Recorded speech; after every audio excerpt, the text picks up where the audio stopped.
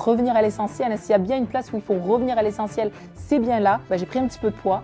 J'ai pris un petit peu de poids dans les derniers mois. C'est vrai que je me suis un petit peu laissée aller. L'alimentation, ça va pas. Mais alors le sport, là, c'est pas qu'il faut que je me reprenne, il faut que je m'y prenne. Mais tout court, comment ça va dans ma relation avec Dieu? Est-ce que Seigneur, il y a des choses qui me nuisent aujourd'hui? Est-ce que là, alors en 2026, là, il faut que tu te réveilles là? C'est vrai, c'est très dur. Mais en fait, c'est quoi mes motifs? Des fois, on garde toutes sortes de choses, mais vraiment, est-ce qu'on en a encore besoin? Où j'en suis dans mes finances aujourd'hui? Par notre corps, on représente aussi Jésus. Toutes les questions que je pose là, c'est des questions aussi que moi-même, je me pose, pour moi, qui sont vraiment importantes. Je pense que c'est dangereux pour le cœur, quoi. Faut vraiment faire attention et être très vigilant.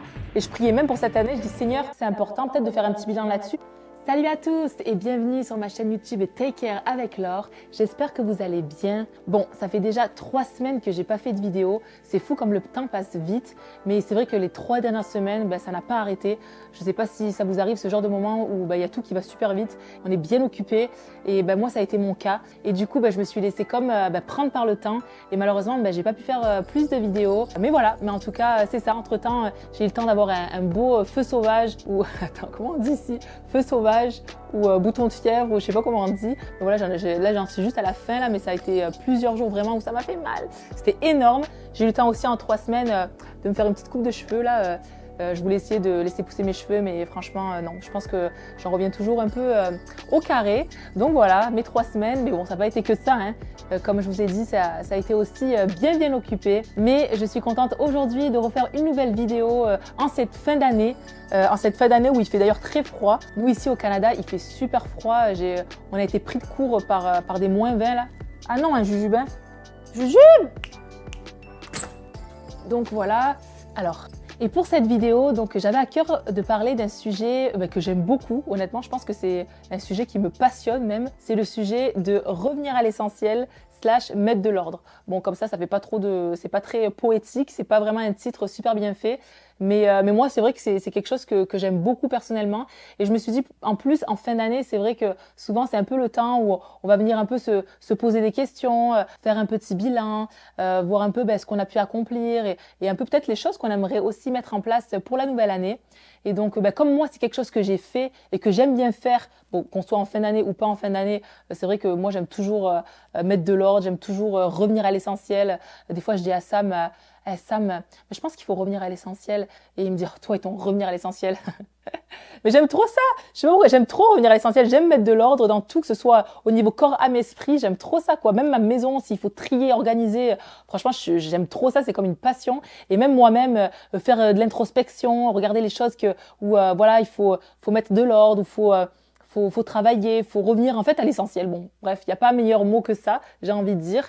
Et ouais, c'est quelque chose qui me passionne. Je sais pas si c'est parce que la vie passe tellement vite que finalement on n'a pas de temps à perdre. Donc c'est vrai que j'aime vraiment aller droit au but, en fait, me concentrer sur ce qui est essentiel, sur ce qui compte vraiment, puis pas perdre de temps avec toutes sortes de petites choses ici et là, quoi. Vraiment me focaliser sur ce qu'il faut se focaliser. En tout cas, c'est un thème qui me plaît beaucoup et je me suis dit pourquoi pas en cette fin d'année apporter ce sujet, puis amener des questions aussi, donc des questions que moi je me suis posées. Donc c'est sûr qu'il y a sûrement plus de questions à se poser, il y a toutes sortes de questions qu'on peut se poser en fin d'année ou à toutes sortes de moments où on veut faire un petit bilan dans notre vie. Mais moi, en tout cas, ce sont les questions qui m'ont comme interpellée, donc je vais vous les partager et qui sait peut-être que il y a des questions aussi auxquelles vous n'aviez peut-être pas pensé, donc vous allez pouvoir aussi vous poser et voilà, tout ça pour commencer l'année un peu, on va dire, d'une façon un petit peu épurée, voilà, épurée, puis avec en sachant un peu où on va de façon claire. Donc la première chose qu'on peut se poser pour cette fin d'année, puis pour voir un petit peu 2026, comment on veut rentrer dans 2026, évidemment c'est en tout cas, la question moi que je me pose, c'est comment ça va dans ma relation avec Dieu. Comment va être notre relation tout simplement aujourd'hui? Où c'est qu'on pourrait aller plus loin aussi avec lui? Où c'est qu'on a envie de grandir avec lui? Moi, personnellement, ce qui est remonté là-dessus, en lisant ma Bible, il y avait le verset qui parlait des dons spirituels. Donc dans 1 Corinthiens 14, ça parle d'aspirer aux dons spirituels. C'est vrai que c'est une place dans ma vie où je peux largement grandir, quoi, aux dons spirituels. Et ça m'a interpellée, qui est vraiment marqué aspirer aux dons spirituels. parce que finalement, c'est quelque chose auquel on devrait toujours vouloir plus, en fait, vouloir grandir, vouloir nous développer, vouloir apprendre.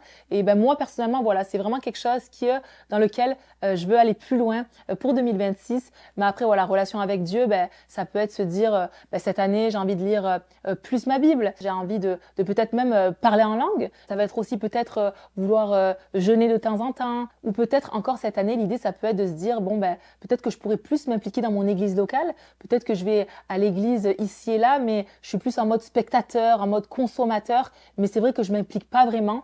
Et donc, on pourrait dire, oui, bon, ça, la relation avec Dieu, ok, mais je pense que c'est vraiment relié aussi, notre relation avec Dieu, avec l'église locale, parce que l'église locale va nous aider à grandir, va nous aider à aller plus loin avec Dieu, à croître, et aussi dans le service, à pouvoir davantage donner, apporter et aussi nous développer. Ensuite, comme deuxième question qu'on peut se poser, c'est est-ce qu'aujourd'hui je fais ce que Dieu veut que je fasse? Est-ce qu'aujourd'hui je suis dans la saison que Dieu veut que je sois? Je pense que c'est pouvoir analyser dans quelle saison je suis aujourd'hui.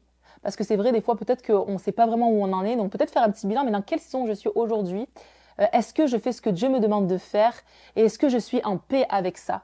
Et je pense que c'est important parce que en fait, notre vie est constituée de saisons. Mais dans chaque saison dans laquelle on rentre, on a toujours quelque chose à apprendre. Mais pour pouvoir apprendre dans la saison dans laquelle on est, ce qui va être important, c'est déjà de réaliser dans la saison dans laquelle on est, mais aussi d'être en paix avec ça. Parce que lorsqu'on est en paix, ça veut dire qu'on va vraiment être ouvert, qu'on va avoir vraiment un cœur disposé pour pouvoir recevoir tout ce que Dieu veut qu'on reçoive dans cette saison, pour pouvoir apprendre aussi ce qu'on est supposé apprendre dans cette saison. Donc, c'est important, je pense, de se dire, dans quelle saison je suis? Et quand je parle de saison, voilà, ça peut être, par exemple, peut-être qu'aujourd'hui, je suis dans un temps de maman à la maison. Voilà, j'ai des enfants en bas âge et c'est vrai que ma priorité première, c'est ce temps de maman à la maison. Et je le mentionne parce que des fois, peut-être qu'on est dans ce temps-là, mais on vit des frustrations parce que mais j'aimerais faire plus, j'aimerais développer ça, faire ci, faire ça. Donc je dis pas que c'est impossible, mais c'est vrai que selon les saisons, on va avoir moins de temps à investir ailleurs. Et des fois, c'est juste accepter et de se dire j'ai peut-être l'impression que je fais pas grand-chose, mais peut-être qu'en fait si, j'en fais quand même déjà pas mal. Et Dieu veut aussi me parler dans cette saison, il veut aussi que je puisse apprendre et bien profiter de toute cette saison.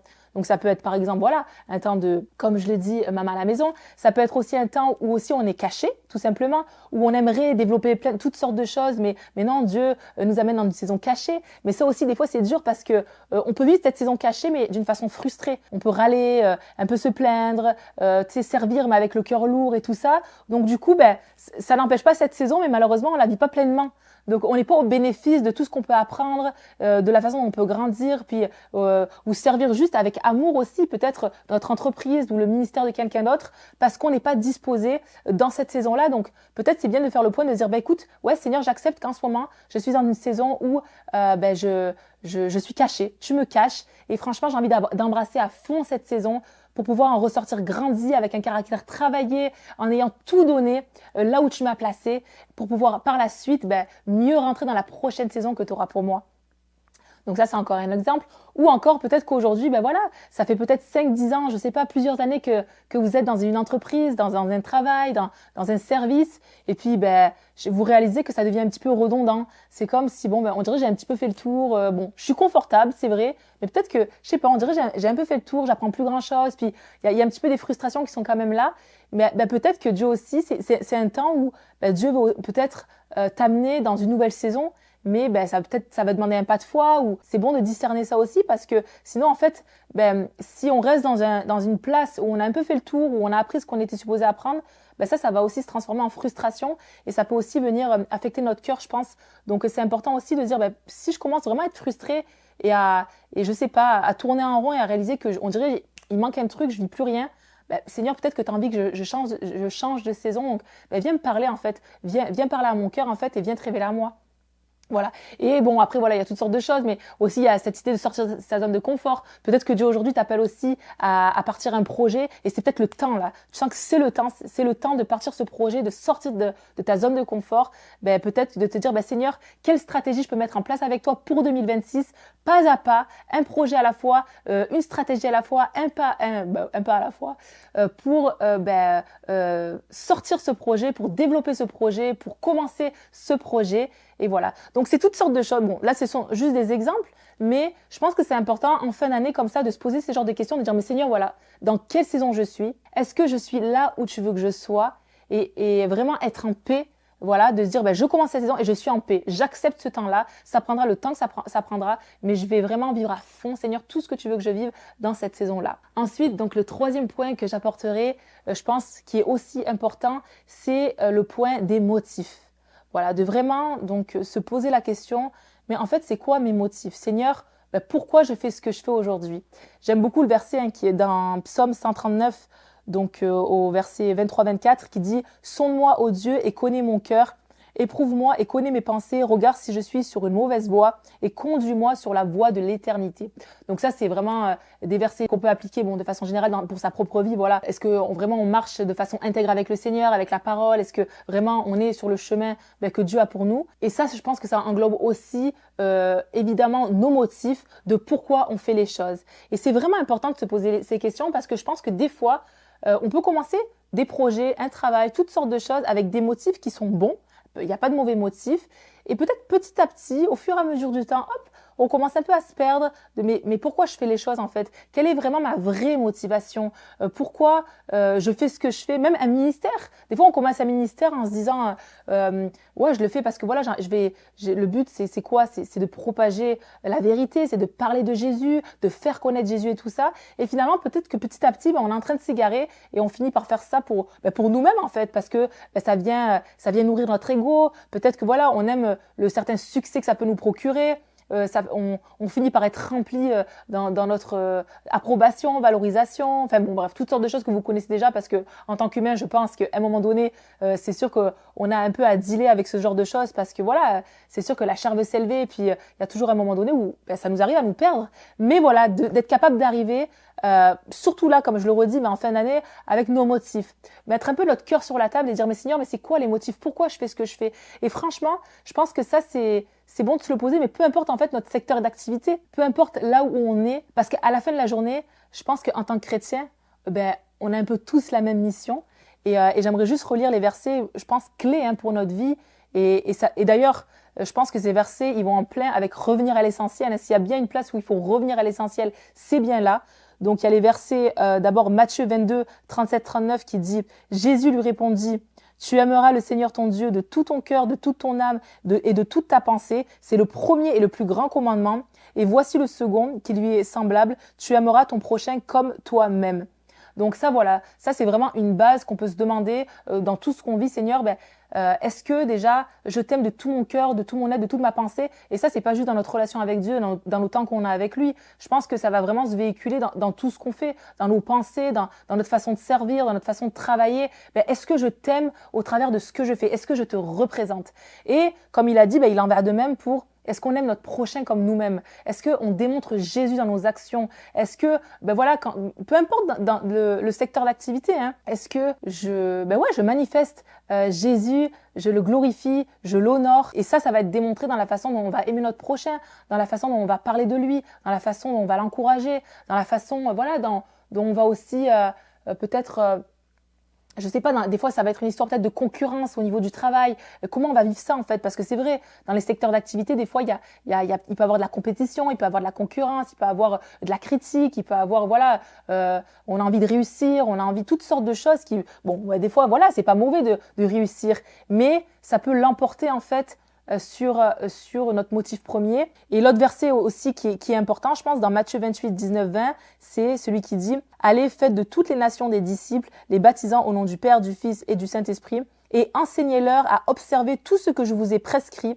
Et voici, je suis avec vous tous les jours jusqu'à la fin du monde. » Donc moi, je pense que ces versets-là, ce sont vraiment les versets de base qui nous ramène à l'essentiel et qu'il faut se poser, et ça dans n'importe quel secteur d'activité. Qu'on soit infirmière, qu'on travaille à l'hôpital, qu'on travaille à la banque, qu'on soit instit, qu'on soit sportif professionnel, qu'on travaille dans les arts, peu importe notre secteur d'activité, en fait la base c'est ça. C'est d'aimer son Dieu, aimer son prochain comme soi-même et vraiment regarder, c'est mais est-ce que Seigneur, dans tout ce que je fais, je te fais connaître en fait. Et en fait, au fin fond, ça doit même passer avant l'augmentation, ça doit passer avant mon poste, ça doit passer avant ma réussite, ça doit passer avant mon confort. Et je dis pas que tout ça c'est mauvais en soi, mais c'est juste que la perspective première, ça doit vraiment être ces versets en fait que Dieu nous demande. Donc voilà, tout ça pour dire que ça va être important, je pense, de revenir à ces motifs premiers. Mais Seigneur, mais pourquoi je fais les choses? Quelle est ma motivation? Je veux vraiment avoir un cœur qui te plaît, qui te fait honneur, qui te glorifie. Ensuite, comme question qui, je pense, peut être bonne à se poser en cette fin d'année, et encore une fois,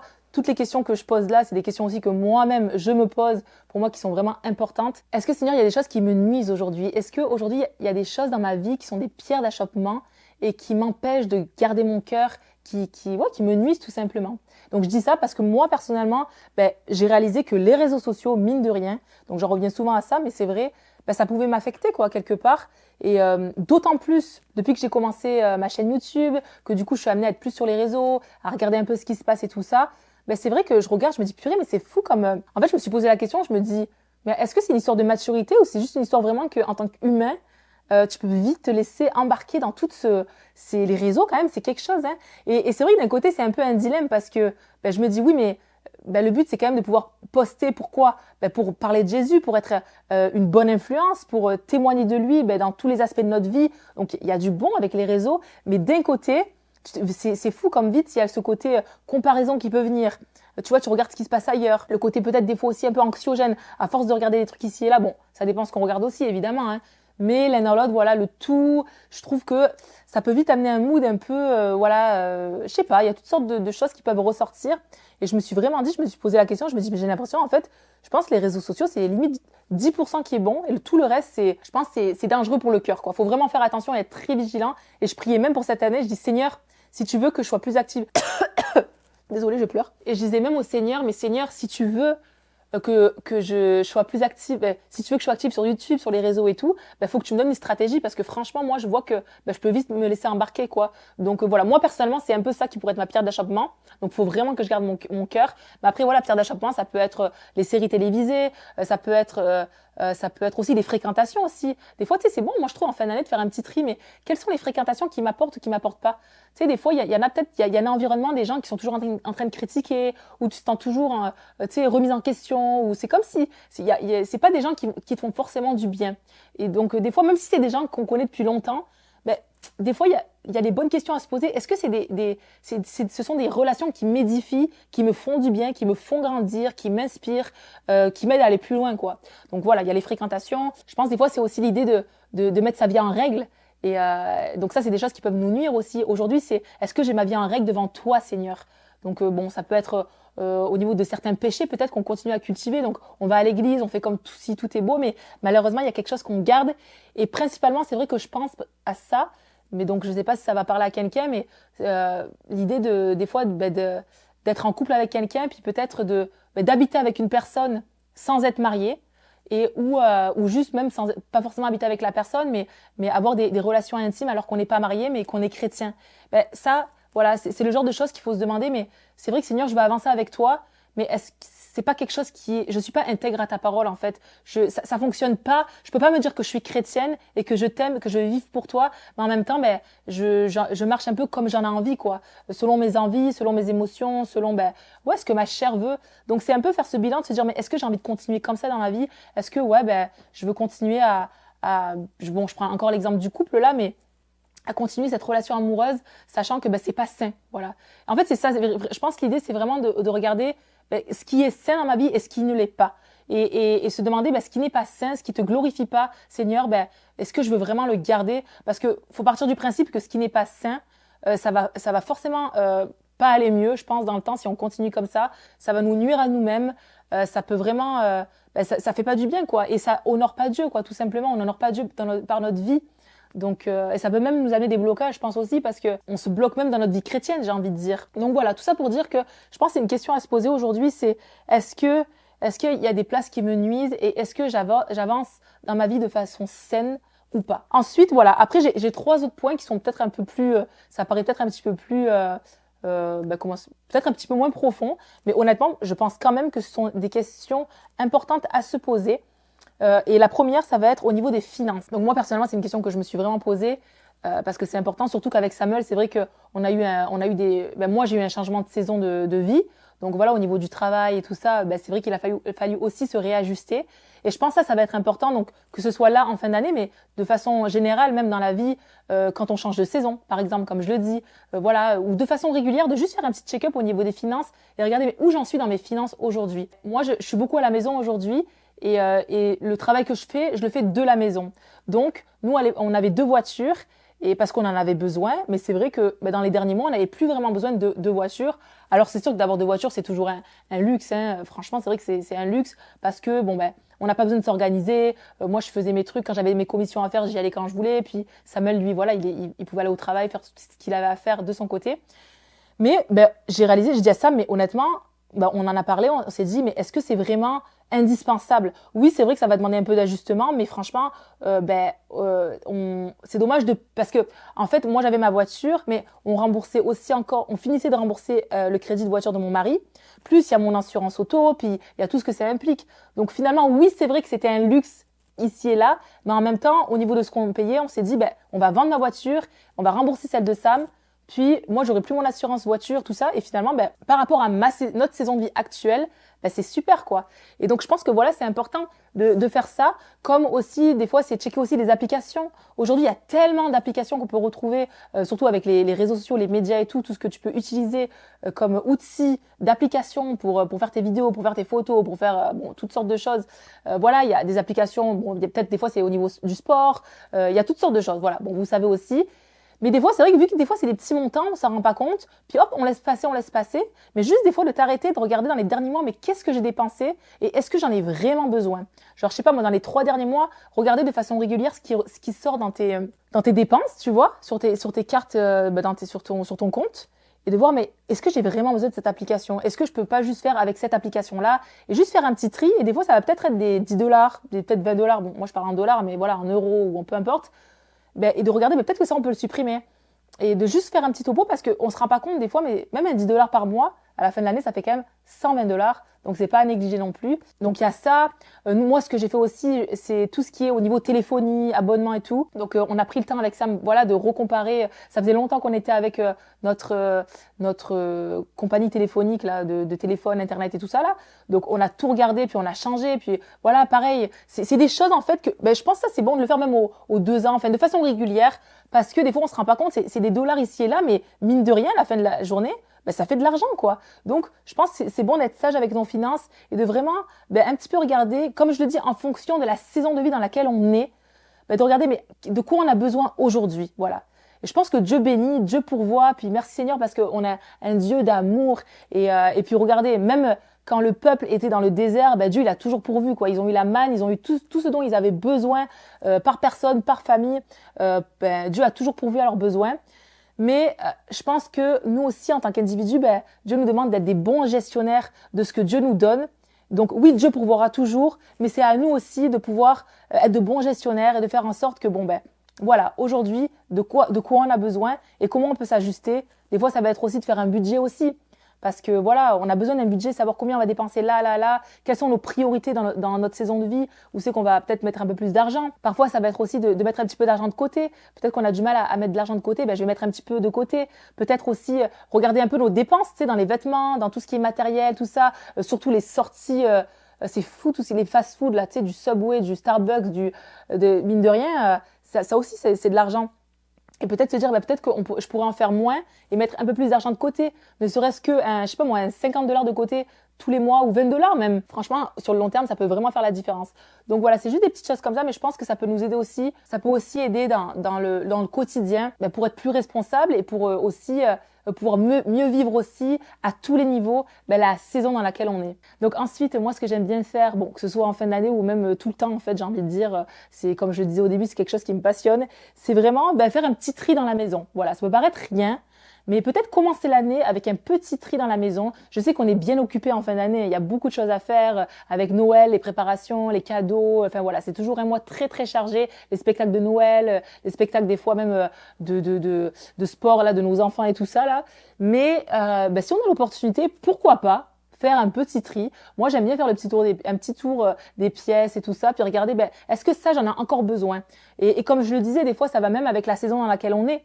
Des fois, on garde toutes sortes de choses, mais vraiment, est-ce qu'on en a encore besoin? Est-ce que, je vais encore m'en servir? Ou est-ce que, peut-être que je pourrais peut-être le donner à quelqu'un, puis ça va plus bénir quelqu'un d'autre que ce que ça me sert à moi.